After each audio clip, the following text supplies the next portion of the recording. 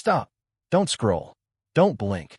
Because the moment the war council froze wasn't caused by an explosion or an assassin or an enemy fleet dropping out of hyperspace. It was caused by a child's footsteps, soft, fast, utterly out of place in a room built to crush hope. The chamber was called the Black Ring. The floor was a circle of polished onyx that reflected every face like a darker version of reality. Around the table sat the leaders of a dozen worlds. Admirals with bone-white crests, generals whose medals looked like trophies, diplomats whose smiles never reached their eyes. Above them, a hologram of the frontier rotated.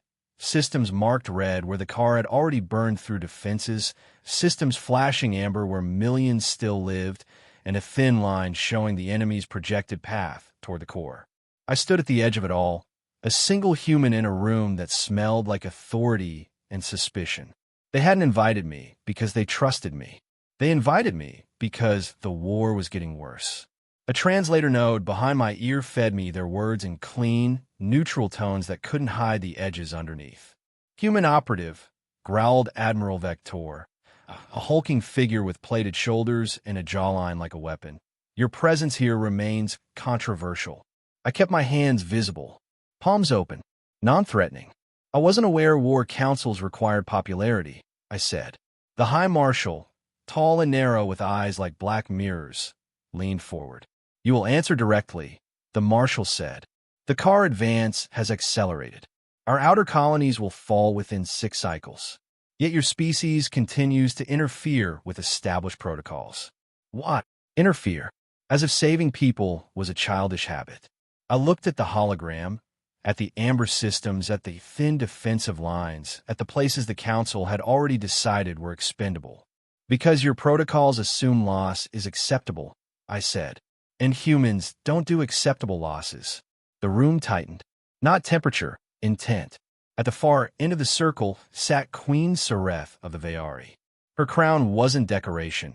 It was a ring of suspended metal shards, poised like teeth. Her expression didn't change. Your species is brave, she said slowly, or foolish. Sometimes both, I admitted. The High Marshal gestured, and the hologram shifted to highlight the outer colonies. Resource-rich, scattered, thinly defended. Our calculations show a strategic withdrawal is necessary, the Marshal said. We will consolidate at the core. The outer colonies will delay the car. Delay. A clean word for sacrifice. My throat tightened, and I tasted smoke that wasn't there, memory leaking through discipline. You're asking those worlds to die buying you time, I said. A general with razor-fine cheek plates shrugged. Time is victory. Time is guilt, I shot back. The table erupted, overlapping voices, anger wrapped in protocol. My translator struggled to keep up. Words like naive and soft and primitive hit my ear like thrown stones. The Queen lifted one finger. The room fell silent. Then she looked at me, voice almost quiet. Human, she said, you claim your interference saved lives. Yet we lost 3 cruisers in your evacuation maneuver at Karen's Gate. My jaw clenched. Those cruisers chose to cover the retreat. The civilians didn't choose to be born there. The High Marshal leaned in. Enough. Present your justification, or you will be removed from this chamber. Removed. Another clean word. I opened my mouth, ready to argue, ready to fight. And then the door behind me hissed open. No announcement. No procession. Just a soft rush of air and a line of warm light spilling across the black floor. Footsteps. Fast. Running. Every head snapped toward the doorway. Security drones rose, sensors shifting. Hands moved toward sidearms. Because only one kind of person ran into a war council without permission. Someone who didn't have to ask. A small figure burst through the doorway, wrapped in a pale ceremonial cloak that trailed behind her. Bioluminescent strands woven into her hair shimmered faintly. Her crest, royal, unmistakable, glinted at her shoulder. The Crown Princess. The air. The room didn't just tense. It calcified. Even the drones hovered in a frozen half-alert, as if their programming couldn't decide whether to defend the council or kneel. The princess didn't look at them. She looked at me, straight at me, and then she ran faster. My stomach dropped. Not fear of her, fear of what her movement meant. Royalty was a blade you never touched without drawing blood. She crossed the circle in seconds. The council watched like spectators at an execution they couldn't stop. I started to step back, instinct screaming that distance was safety, but she reached me before I could move, and she threw her arms around my waist. Not politely, not ceremonially, like she was holding on in a storm. Her forehead pressed against my uniform. Her hands gripped the fabric as if she was afraid I might vanish if she loosened her fingers. The entire war council stopped breathing. My translator clicked, caught her small voice, and amplified it across the chamber. "No," she said. One word. Clear. Absolute. I knew that voice. Not because I'd heard it in this palace before. Royal children don't wander into war rooms. But because I'd heard it through smoke and static weeks ago on a dead colony moon where the sky was falling apart. Back then, she hadn't worn silk. She'd worn emergency foil and soot. She hadn't had attendants. She'd had a cracked shuttle hull and a failing life support beacon blinking like a dying star. My team had been running evac routes when our scanners caught a faint royal ID tag buried under debris. We thought it was a mistake. We thought it was propaganda. Then I'd seen her eyes in the dark, too steady, too bright, and I'd carried her through a corridor of fire while car drones searched the Trilene. She hadn't cried. She'd simply held on, like survival was an agreement she expected the universe to honor. That was the thing about her. She didn't ask. She decided. And now she was deciding again. Here, in front of the people who could order fleets to die with a gesture. The council didn't know our history. Or maybe they did, and that was why their fear looked so sharp. The High Marshal's face tightened. "Princess." "No," she repeated, louder, and this time the sound carried command. Weapons halted mid-draw. The drones lowered a fraction. The admirals froze between protocol and panic. Somewhere in the chamber, someone swallowed audibly. A diplomat's frills trembled. An admiral's claw hovered over an alert switch and then slowly, unwillingly, backed away. The palace didn't just pause. It listened, waiting for the Queen's next breath. I didn't move. I barely breathed. My brain raced through endings, and every one of them ended with me dead and the galaxy splintered. Queen Sareth rose. The shards of her crown hummed softly as they adjusted. She stepped down from her platform. One step, then another, eyes locked on her daughter's hands gripping my uniform. The princess didn't release me. She didn't flinch, and in that impossible stillness, I understood the truth. This wasn't a child clinging to a stranger. This was the heir to an alien throne making a public decision. A decision that forced every leader in that room to choose sides. Because whatever happened next would rewrite the rules of the war. The princess's arm stayed locked around me like a restraint and a shield at the same time. Her small weight against my uniform wasn't heavy, but it changed the gravity of the entire room. I could feel every eye on my skin, like invisible lasers measuring my next breath. Queen Sareth stopped a few steps away. She didn't shout. She didn't rush.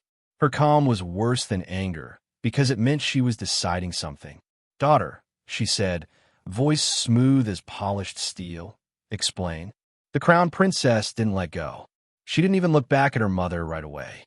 Her head tilted slightly, as if she was listening to the room, counting heartbeats, tracking lies, tasting fear in the air. Then she lifted her face and met the queen's gaze. "They want him gone," she said. A ripple moved through the council. Not denial, offense.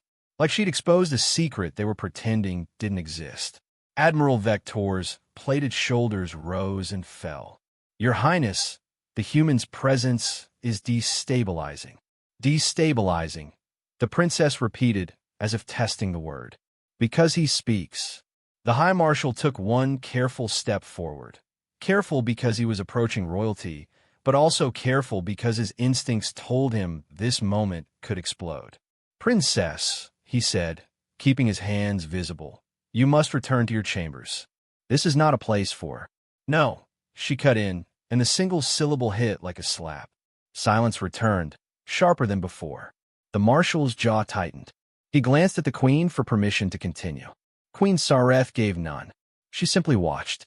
So the marshal addressed the room, not the princess. "Human operative," he said, voice cold. "State your relationship to the crown princess." Every translator in the chamber likely processed that as a legal question. Every soldier heard it as an accusation. Every diplomat heard it as an opportunity. I felt the princess's fingers curl tighter into my uniform. "We met during the Karen's Gate evacuation," I said. "She was stranded. I got her out.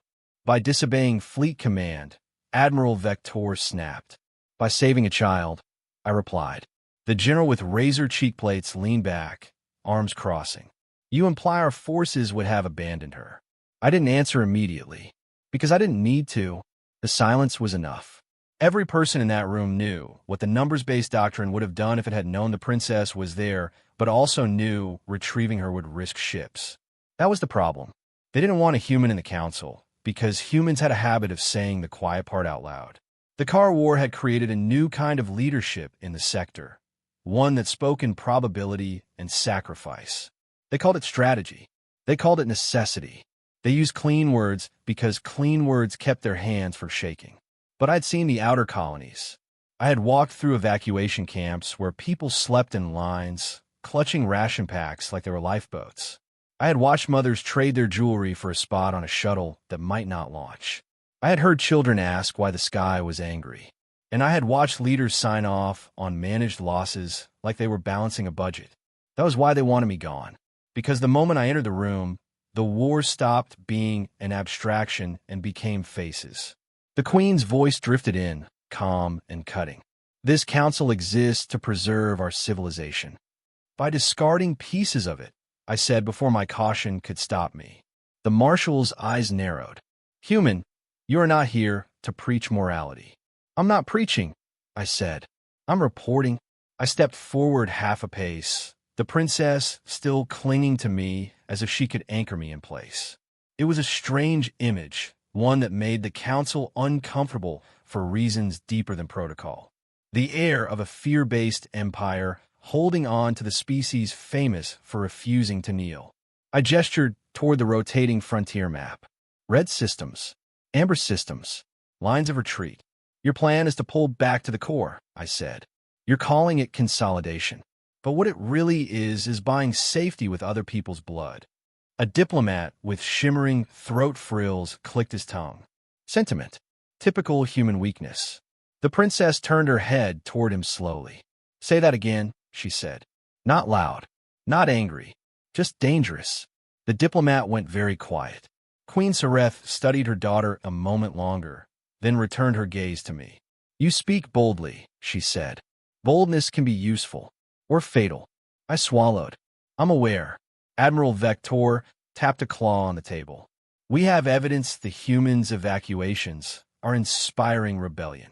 Outer governors now demand reinforcement instead of compliance. Refugee fleets follow human signals rather than council directives." There was the real charge. Not that I disobeyed, not that I saved lives, that people were listening. Because in war, control is comfort. The council strategy required everyone to accept the same grim math. If the outer colonies started believing they could be saved, the entire sacrifice plan unraveled. Hope was the enemy of their plan, and I was carrying too much of it. The marshal spoke again, voice sharp. "Your species is unpredictable. Your values contaminate coalition decision-making. We cannot allow a single human to change the operational doctrine of 12 worlds." Operational doctrine, I repeated. "You mean fear?" That word landed like a grenade. A few officers bristled. A few looked away. The Queen's expression didn't change, but the air did. The palace itself seemed to lean closer. The princess finally released my uniform, just enough to step directly in front of me. A tiny barrier between me and the War Council. "I saw him in the fire," she said. "I saw the way he moved." The marshal's voice softened slightly. "Princess, you are stressed from your ordeal. You are assigning meaning where there is." She snapped her head toward him, eyes brightening with biolight. "I'm not confused," she said. "I am awake."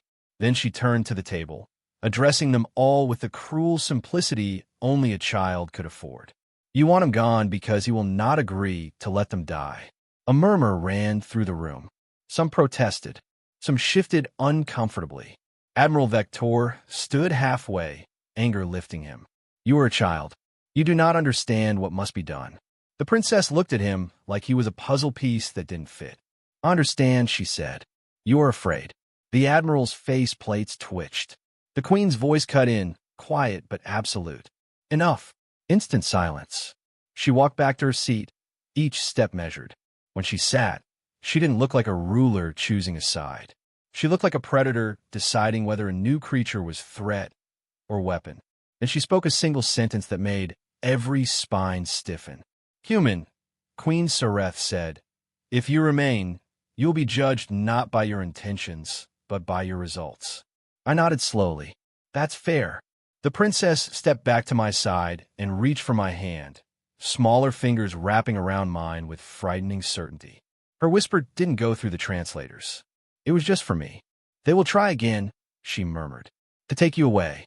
I didn't ask how she knew, because I could see it, in the way the marshal's gaze kept flicking to security protocols, in the way the admirals adjusted their posture, recalculating options, in the way diplomats measured the room like a chessboard.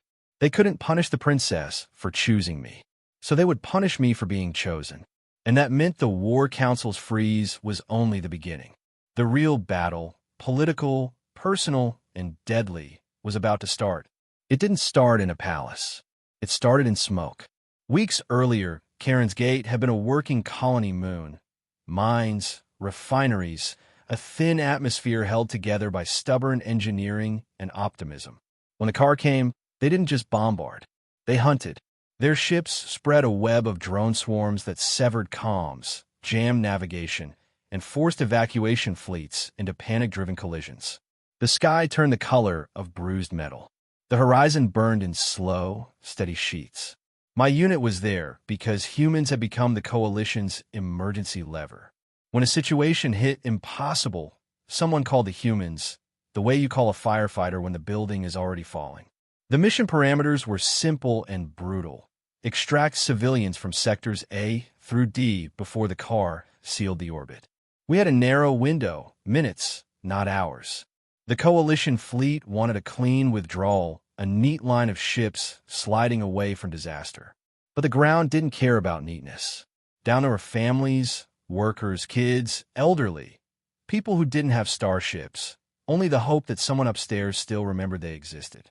I was in a transport craft skimming low over ruined infrastructure when our sensor officer called out, "We've got a live transponder ping weak. Not on our civilian registry." "Location?" I asked. A coordinate flashed. "Too far. Off route. Near the ravine zone, where debris storms have been chewing through anything that tried to fly low." "Probably a lost shuttle," the pilot said. "Could be a trap. Everything could be a trap with the car. They used false beacons sometimes, bait that drew rescuers into ambush corridors. But the ping had a signature pattern, and for half a second I felt my stomach drop. "That's not civilian," I said quietly. "That's coded." The pilot glanced back. "Coded how?" I didn't answer. I just stared at the identifier and felt the weight of what it implied. Royal. The coalition didn't broadcast royal IDs for fun. They were encrypted, layered, and usually guarded by an entire escort wing. If one was blinking weakly in a ravine, it meant something had gone catastrophically wrong. "We're diverting," I said. The pilot swore under his breath. "Command is going to tear you apart." "Command can yell later," I said. "Turn us." We dropped into the ravine zone. Wind screamed across jagged rock formations, carrying ash and burning particulates that made the cockpit filters whine. Below, the wreckage field was scattered like broken teeth. Shattered cargo pods, snapped antenna towers, chunks of shuttle hull half buried in mud that glowed faintly from chemical fire. The transponder ping pulsed again, fainter. "Landing's risky," the pilot warned. "Then we don't land," I said. "We skim." "Drop me." "What?" I clipped my harness. 30 seconds. In and out. "If I'm not back, you leave." "Human," the pilot said, voice tight. "That's insane." "Yeah," I replied. "Welcome to the job." We skimmed low enough that dust slapped the underside of the craft. The side hatch opened with a hiss, and heat hit me like a wall. I jumped into the ravine, boots sinking into ash and gritty mud. The craft hovered, engines straining, then pulled back to a safer distance. My suit HUD painted the area in outlines. The transponder signal came from a twisted shuttle section wedged against rock. I ran. Not heroic, not cinematic, just desperate, because every second felt stolen from the evacuation clock. As I approached the wreck, I heard it, faint tapping from inside. Not metal settling, not fire crackling, a deliberate rhythm. Someone alive. I reached the cracked hull and pulled at a bent panel. It resisted like it hated me. I wedged my fingers in, braced my boots, and forced it open enough to slide inside. The interior was dim and tilted. Emergency lights flickered. The smell was a mix of scorched wiring and that sharp, sterile scent of oxygen systems failing. I saw a small shape behind a collapsed bulkhead. Not a pilot, not an escort guard, a child. She was wrapped in a torn ceremonial cloak, now mostly soot and dust. Her hair strands, woven with bioluminescent fibers, barely glowed in the darkness like fading embers. Her hands were pressed against the bulkhead, trying to push it away with a strength she didn't have. When she saw me, she didn't cry. She didn't scream. Her eyes locked onto mine with a terrifying calm. "Are you human?" she asked, voice thin but clear. In that moment, I understood something strange. She had been alone long enough to decide fear was a luxury. "Yes," I said, keeping my hands open. "I'm human." She nodded once, like she confirmed an answer to a question she'd been carrying. "Then you will not leave me," she said. Not please, not help, a statement, a command delivered by someone who had been raised in a world where words didn't need soft edges. For half a second, I almost laughed, not because it was funny, but because it was absurdly brave. "I'm not leaving you," I said, "but we need to move right now." She shifted, and I saw the problem. Her leg was pinned under debris. Not crushed, but trapped. Every time she tried to pull, the bulkhead bit down tighter. I called my team on comms. Static fought back. Car jamming pulsed across the channel. "I have a survivor," I said. "Royal ID. I need a lift and cover." "Say again," my second-in-command barked. "Royal, just get here," I snapped. 2 minutes. I crouched beside the princess. "What's your name?" She hesitated, then said it like a shield. "Savera." The name hit me harder than a punch. The queen's daughter. The heir. My mind raced through consequences.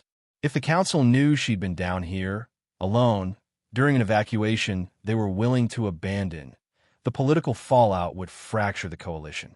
That was why her transponder was coded. That was why nobody had announced she was missing. They'd hidden it, because even in war, embarrassment could be more dangerous than death. "Savera," I said carefully, "I'm going to lift this bulkhead. It will hurt a little." She didn't flinch. "Do it." I braced my shoulder under the twisted metal and pushed. My suit servos whined. The bulkhead shifted a centimeter, then another. Pain shot through my arms. "Now," I said, "pull." She slid her leg free and hissed once, just once, then steadied herself. She didn't cry. She didn't complain. She just stood, swaying slightly, and stared at the wreckage like she was memorizing it for later revenge. My team arrived, 2 humans dropping into the ravine with a portable cutter and a medic kit. Their eyes went wide when they saw the crest on her shoulder. "Sir, that's—" "I know," I said. "No questions." We extract. Above us, the sky cracked with distant explosions. The car were tightening their net. I guided Savera out of the shuttle. She walked with a limp, but refused assistance beyond my arm, offered briefly. The hovercraft swooped back in, engine screaming.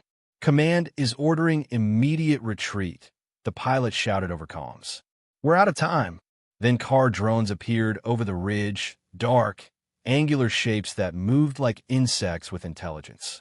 Their sensor eyes flickered red. My squad raised weapons. Savera looked up at the drones, then at me. "You will return for the others," she said. It wasn't a question. I glanced toward the distant settlement, where smoke columns marked neighborhoods still full of people who hadn't made it to evac lines. My comms filled with shouted coordinates, distress calls, static, and panic. "We don't have enough capacity," my second said. "We're already overloaded." Savera's gaze didn't waver. "Humans make capacity." I stared at her, at this child who should have been terrified, and felt something shift inside me. Maybe it was rage at the car.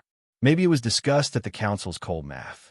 Maybe it was simply the fact that a child had just reminded me what my species did when someone said impossible. I keyed the comms. "Pilot, mark this zone as hot. We're doing a second run." The pilot cursed. "You're insane." "Probably," I said. "But do it." We sprinted toward the craft as the first drone fired. A beam of plasma carved the rock where we'd stood a heartbeat earlier. Heat washed over us. The air smelled like scorched stone. I shoved Savera into the hatch, jumped in after her, and the craft lifted hard enough to slam us against the floor. As we rose, Savera grabbed my sleeve, not desperate, not panicked. "Certain. You returned," she said, like she'd been watching for proof. I looked at her soot-streaked face and answered with the simplest truth I had. "Yeah," I said. "That's what we do." And in her eyes, I saw the beginning of something the War Council had never planned for. A royal heir who had decided that humans weren't just useful. We were different. And once a crowned princess believes in different, an entire empire starts to change. Back in the Black Ring Chamber, the War Council's silence wasn't calm anymore. It was the kind of silence you get when everyone realizes they're standing on thin ice and someone just started jumping. The crown princess, Savera, had stopped hugging me, but she stayed pressed to my side, fingers laced around my hand, as if it was the most normal thing in the universe.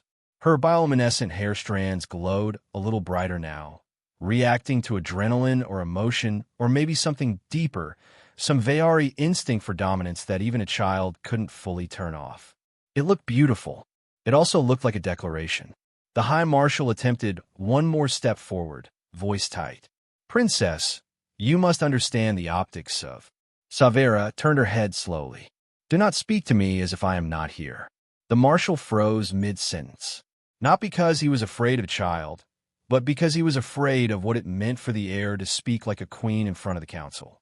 If she was already this direct, if she was already choosing her own alliances openly, then the future was arriving early, and the old guards were not ready. Queen Sareth watched without moving. Her expression was still unreadable, but the room read her anyway. Every admiral, every diplomat, every general was measuring the queen's breathing, waiting for the micro-signals that would indicate whether she saw her daughter's behavior as a childish disruption or as a strategic move. And that's what made it terrifying. Because in empires like this, affection was never just affection. It was power. Admiral Vector slammed a clawed hand on the table. "This is unacceptable. The human is a liability." Savera didn't flinch. She lifted her chin. "Then why did you summon him?" The admiral's plated jaw flexed. "Because we require unique solutions. And when he offers them," Savera said, "you want him silenced." Murmurs spread again, like nervous insects. The diplomats shifted, recalculating. The generals glanced at each other, eyes sharp. I could practically hear the politics grinding like gears. I spoke carefully. "Princess." "No," she said softly, without looking at me. "Not now." She faced the council. "They're not angry because he disobeyed," she said. "They are angry because he succeeded."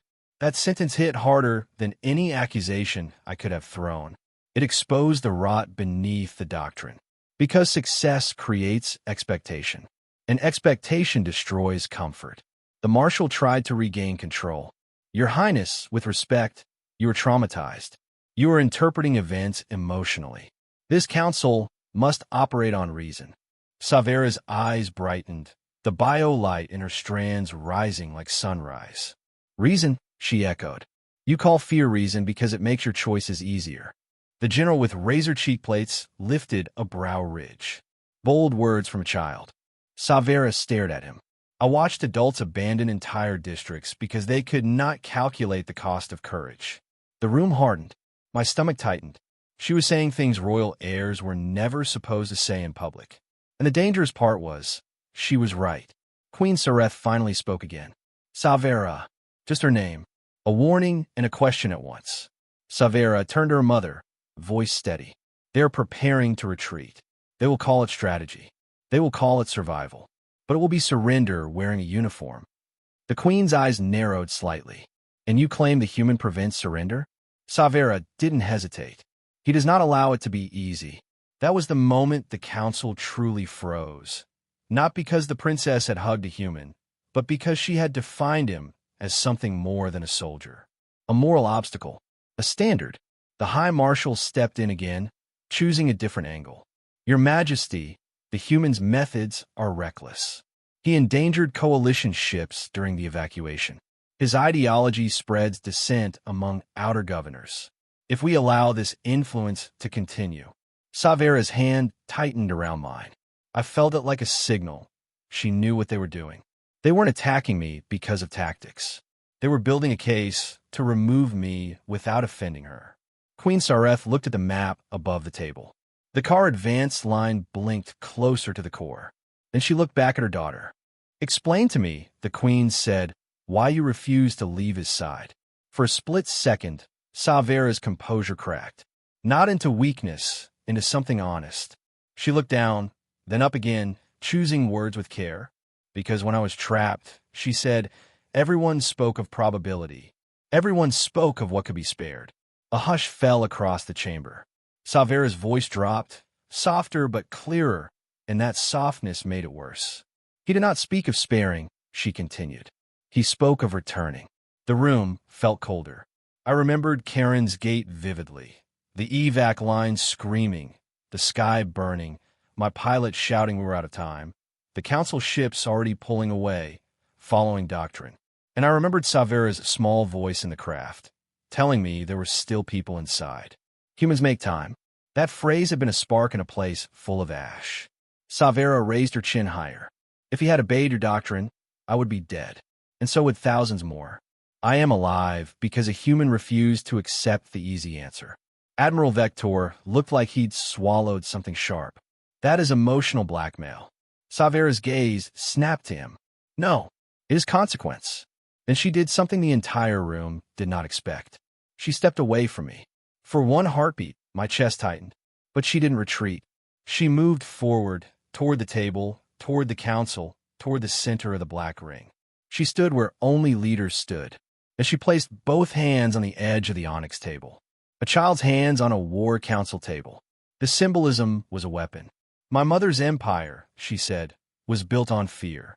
Fear of weakness. Fear of compassion. Fear of being seen as soft. She looked at the admirals, the generals, the diplomats.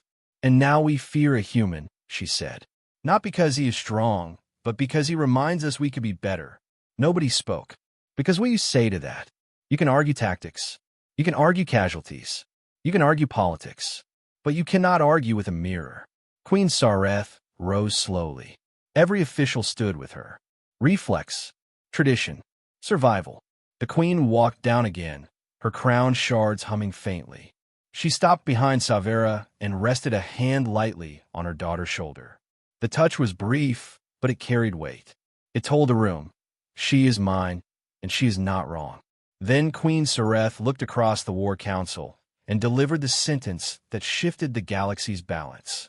This council will hear the humans' plan, she said. Admiral Vector opened his mouth in protest. The queen's gaze cut him silent. And you will hear it, she continued, not as a nuisance but as an option. Savera turned back toward me, eyes bright. It wasn't victory. Not yet. But it was a door opening in a palace that had been locked by fear for centuries. And everyone in that room understood the terrifying part. If the human plan worked, the council would no longer be able to justify sacrifice as necessity. They would have to live with a new standard. A standard set by a crown princess who refused to leave a human's side. The Black Ring chamber felt different after the Queen's order. A minute ago, the council had been trying to push me out like an infection. Now, they were forced to sit still and listen because the Queen had spoken and because the crown princess was still beside me like a living seal of approval. The war map rotated above the onyx table, throwing red light across everyone's faces. The car advance line blinked closer, system by system, like a countdown no one could pause. Queen Sereth took her seat again, fingers resting lightly on the table, as if the whole coalition was a piece on her board. "Human," she said, "you have objected to our withdrawal plan. You will now present your alternative." Admiral Vector exhaled through his armored nostrils, a sound halfway between disgust and disbelief. The High Marshal's eyes stayed fixed on me like a scope. "Be concise. We do not have time for philosophy." Savera squeezed my hand once, subtle but deliberate. Not comfort, permission. I stepped forward into the center of the ring, into the space reserved for people who could command fleets. The room tracked me as if I might suddenly turn into a weapon.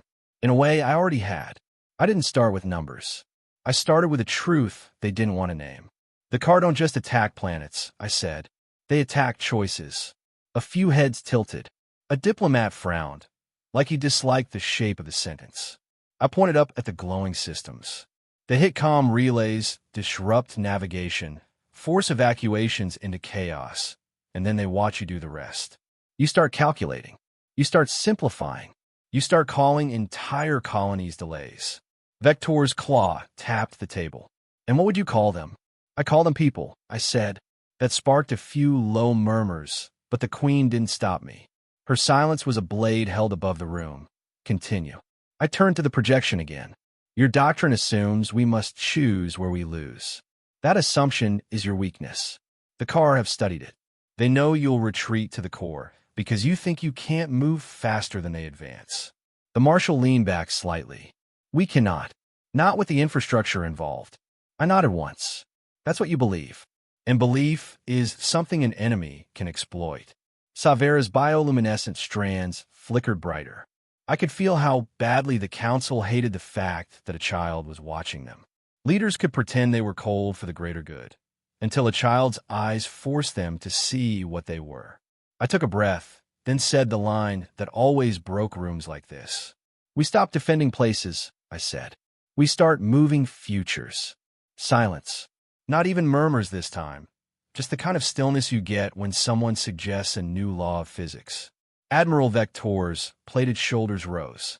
"Explain." I expanded the map, zooming in on the outer colonies. The car advance is predictable in one way. They follow supply value.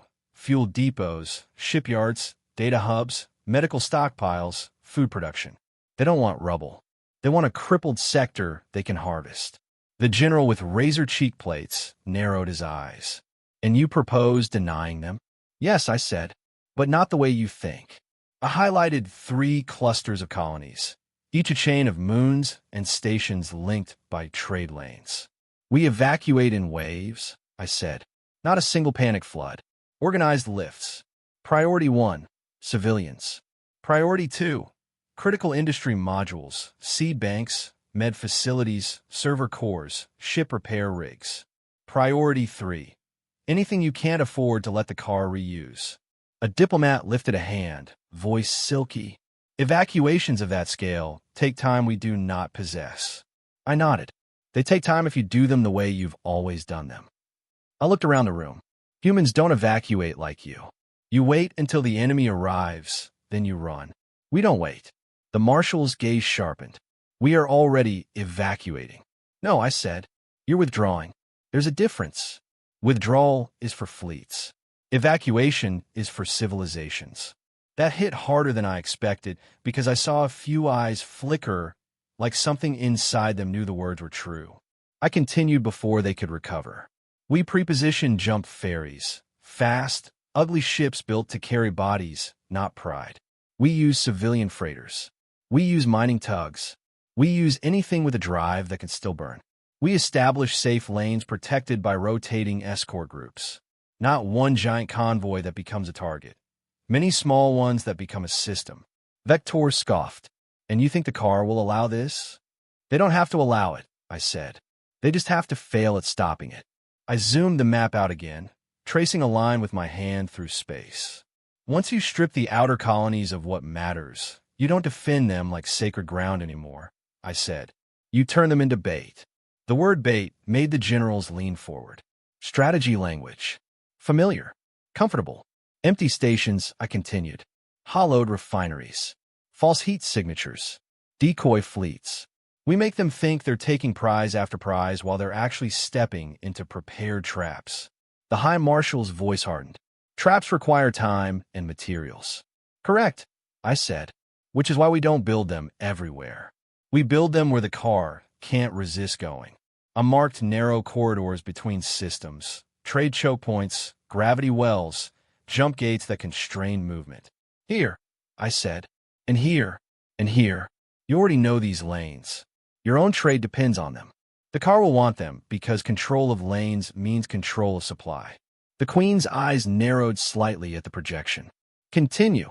That was the first signal she was truly listening, not just evaluating my tone. I swallowed and pushed deeper. We see those corridors with gravity mines, I said. Not explosive mines. Mass distorters. They don't destroy ships. They break formation, force emergency jumps, scatter fleets. Then you hit them with concentrated fire from hidden platforms. A general's mouth tightened. Hidden platforms near active lanes will be detected. Not if you stop building platforms the way you always have, I said. You build them like humans. Ugly, low profile, disposable. You hide them in debris belts and dead wreck fields. You use thermal masking. You use silence. The room shifted again. Some discomfort, some reluctant curiosity. The council wasn't used to hearing disposable applied to hardware instead of people. Savera tugged my sleeve lightly. I glanced down. Her whisper was for me, not the translators. Tell them the part they hate. I looked back at the table, and I knew what she meant. So I said it. And you stop treating soldiers like numbers, I said. Several officers stiffened. Vector's eyes flashed. I didn't back down. The car are winning faster because you burn your crews out. You keep units on the line until they break. Then you replace them with fresh bodies who break faster. Humans learned a long time ago.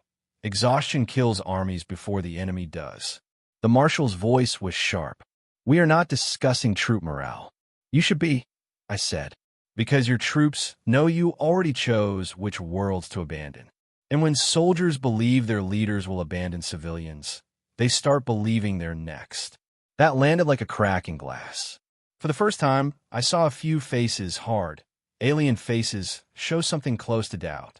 Queen Sareth tapped the table once. The sound cut the tension cleanly. Human, she said, what is your end condition? Good question. The one question that mattered. I took a breath and forced myself to speak plainly. We don't hold the line until we collapse, I said. We make the car pay for every step until their advance becomes too expensive. Then we break their logistics, fuel, repair, command relays, so they can't sustain pressure. We don't win by heroic last stands. We win by making hunger starve. The Queen stared at the projection, then back at me. And if your plan fails, she said quietly, the core burns. I nodded. Yes. A diplomat leaned forward, voice dripping with satisfaction. Then this is merely a gamble. I looked at him and kept my voice calm. Everything you're doing right now is also a gamble. The difference is your gamble guarantees millions die first. Silence again. Not anger. Not debate. The kind of silence that happens when a room realizes the outsider just said what everyone knew but refused to speak. Then Admiral Vector stood fully, towering over the table. This is madness, he growled. A human plan built on chaos, civilian fleets, and traps. We are not pirates. We are not scavengers. Savera stepped closer to me, chin lifted, eyes bright. And Queen Sareth did something no one expected. She smiled. Just barely. Not warmth, interest. Admiral, she said, you call it chaos. The human calls it adaptation. Her gaze returned to me. Show me, she said. Not with words, with proof. The room tightened, because now the War Council wasn't debating theory. They were demanding a demonstration. Something real, something immediate, something that could either validate me or end me. Savera's fingers tightened around mine again, and this time I felt her pulse racing. Outside the palace, somewhere on the frontier, a car fleet was already moving toward the next amber system, and the Queen wanted me to stop it, fast enough that an entire empire would believe in the impossible. That's when I understood what judged by results really meant. Not later. Now, the Queen's last words, "Show me proof," didn't just hang in the air. They transformed the chamber into a courtroom. Every leader at the table stopped playing politics and started calculating consequences. If I produced results, their doctrine collapsed. If I failed, they could bury me as a reckless human and return a sacrifice with clean hands. The war map above the table rotated slowly, flashing an urgent amber system at the edge of the frontier. Lysara Station Cluster, 3 habitats, 1 refinery ring, and a hospital module supporting nearly 5 million colonists spread across nearby moons. A car spearhead was moving toward it right now. The High Marshal's voice cut through the stillness. "We have 12 hours before the car. Enter the Lysara lane." 12, Admiral Vector echoed, as if savoring how impossible that sounded. No fleet can reposition in 12 hours. I stepped closer to the projection and enlarged the lane geometry. "A fleet can't," I said. "A strike package can." The Marshal's eyes narrowed. "Define strike package." I tapped the map, highlighting hidden mass shadows near an old debris belt, remnants of a battle from decades ago. Wreckage, broken hulls, dead metal. 2 fast corvettes, I said, 1 stealth skimmer, and a drone carrier. No banners, no heavy escorts. We don't go to fight their battleships. We go to break their spine, logistics, and navigation. Vector's claw clicked against the table. "You expect our commanders to follow orders from a human operative. I expect your commanders to follow orders from a queen," I replied, keeping my voice calm. "If she gives them." Every gaze slid to Queen Sareth. She looked at me without blinking. "You are asking for a test," she said. "Yes," I said. "A limited one. If it works, we scale. If it doesn't, you lose only a handful of ships. Ships you'd likely lose anyway once the core becomes the only battlefield." A diplomat's frills flared. "And what exactly is your proof meant to be?" "A skirmish." "Not a skirmish," I said. "A delay." I zoomed into the Lysara lane and traced a narrow point where jump trajectories converged, a gravitational pinch where ships exiting hyperspace were forced into predictable vectors for a few minutes before they could spread out. "Here," I said. "They must pass through this pinch to reach Lysara." The Marshal's eyes tracked my finger. "A natural choke point." "Exactly," I said. "We don't need to destroy them. We need to disorganize them. We seed mass distorters, gravity mines, inside debris drift. When their spearhead hits it, formation breaks, comms scramble, navigation corrections burn fuel and time." Admiral Vector leaned forward, voice low. "Gravity mines are banned under coalition doctrine." I met his gaze. "So, is abandoning 5 million colonists to buy you time?" The Admiral's plates flexed with anger. The diplomats shifted. The generals looked between them like gamblers sensing the table turning. Queen Sareth didn't move. Her voice was quiet. "Doctrine exists to preserve us. And doctrine can also kill you," I said. A dangerous sentence to say in that room, but it was already too late for safe. The Queen looked to the High Marshal. "Can we deploy a strike package within 2 hours?" The Marshal hesitated, just a fraction, then answered like a man choosing which bridge to burn. "Yes, Your Majesty." The council erupted into objections. "This is reckless. We cannot base policy on human improvisation. The car will adapt." "The optics." Savera stepped forward, standing beside her mother's seat like a small star refusing to dim. "Optics," she said, voice cold with clarity. "You worry about how surrender looks." The room snapped silent again. Queen Sareth's eyes flicked to her daughter. Brief approval, brief warning, then returned to me. "You will command the strike package?" she asked. I swallowed. "I can coordinate, but your captains must fly their ships." "Agreed," the Queen said. Vector stood. "Your Majesty, if you authorize this and it fails." Queen Sareth cut him off with a single raised finger. "If it fails, I will accept blame." A shockwave ran through the council. Not because she said blame, because she said accept. Rulers like Sareth didn't accept blame.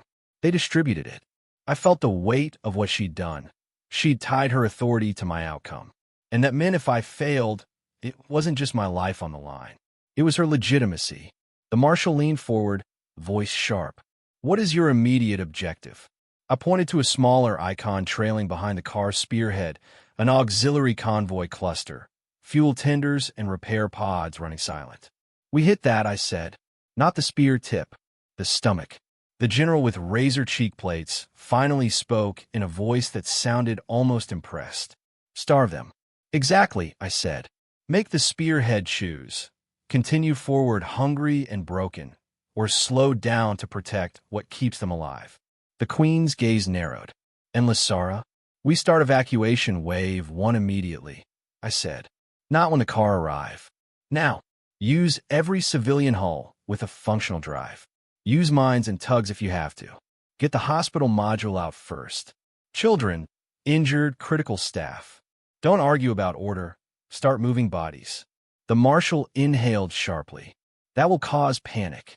Panic is already there, I said. The difference is, we'll give a direction. Savera's hand slid into mine again, firm.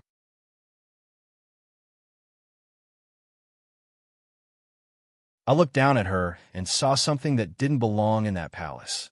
Hope? Yes, but also resolve. She wasn't clinging to me like a frightened child anymore. She was standing with me like an ally. Queen Sareth rose from her seat. The entire war council stood automatically. She walked down from the platform, stopping in front of me and Savera. The crown shards hummed faintly, orbiting her head like controlled danger. For a long moment, she studied me, human eyes meeting alien authority. Then she spoke, and her voice carried the finality of law. This council will adopt the humans' test operation, Queen Sareth said. Strike package deployment begins immediately. Evacuation protocols activate now. Admiral Vector's mouth opened, but nothing came out. The Queen's decision had sealed the room. She turned to her daughter. Savera. The princess lifted her chin. Yes, mother. You have chosen to stand beside the human, the Queen said.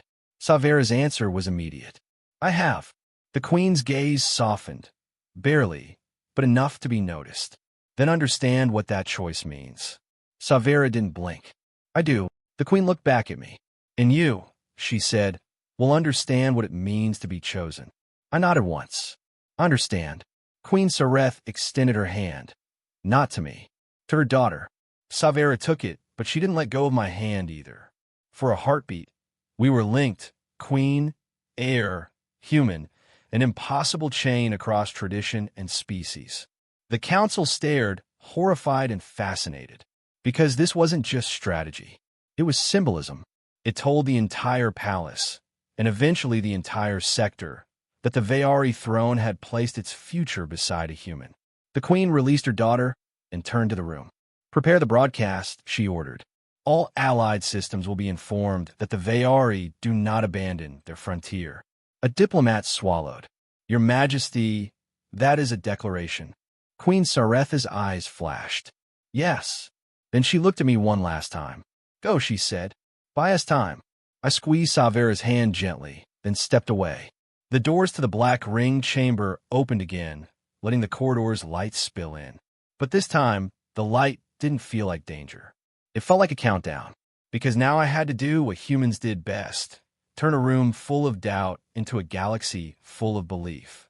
And behind me, I heard Savera's voice, quiet, fierce, and certain. I will not leave your side, she said, not as a child's plea, as a promise that would echo through war. And somewhere beyond the palace walls, the car fleet moved toward Lysara. For the first time, the galaxy was about to meet a new kind of resistance, one built not on sacrifice, but on refusal.